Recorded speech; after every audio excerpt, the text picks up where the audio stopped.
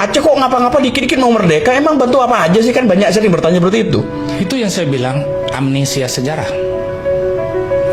Yang nyebut itu adalah orang-orang yang mohon maaf tidak tahu sejarah, orang yang bodoh.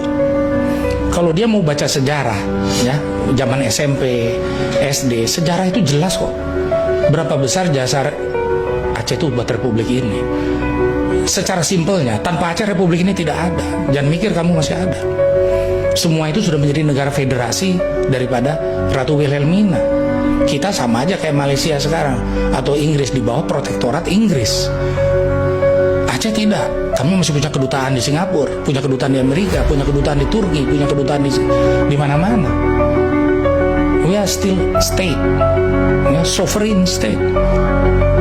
Dan kami membantu Republik ini untuk bangun, gitu. Jadi kalau udah bilang ngapain sih Aceh itu, kenapa selalu sebut-sebut merdeka? Dilihat dong sejarahnya, ketidakadilan.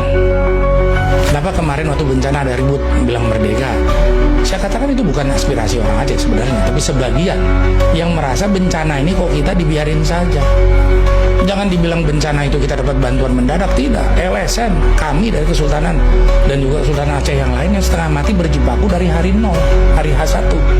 Bantuan dari pusat itu malah dibilang, maaf ya, Kepala BNPB mengatakan itu hanya besar di medsos. Statement yang saya bilang sangat bodoh. Saya tulis itu di koran. Tidak lihat hanya berdasarkan laporan asal Bapak Senang. Berapa ribu yang meninggal, berapa ratus desa yang hilang, 23 desa wipe out. Artinya apa? Desa itu musnah. Itu kan bukan bencana di medsos, itu bencana real. Ketersinggungan itu, merasa tidak diperhatikan itu, yang kemudian ditangkap oleh Presiden Prabowo dengan dia datang ke Aceh dan nginap di Aceh, menenangkan. Saya peduli, bahwa yang nggak peduli itu oknum, ya. Menteri bawa karung beras 5 kilo, ngapain? Itu kasih buruh aja. Yang perlu kita itu dari kamu menteri, bantuan apa yang kamu bawa dari departemen kamu? Rencana ke depan pasca rekonstruksi bencana itu apa? Kami tidak butuh seorang menteri jadi buruh ngangkut beras.